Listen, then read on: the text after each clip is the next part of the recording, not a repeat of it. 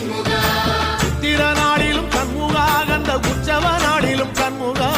நாளுங்கிழமையும் சண்முகா ஒரு உண்மையை சொல்லவா சண்முகா ஆறு படையிலும் ஆறு காலத்திலும் பூசை நடக்குமே சண்முகா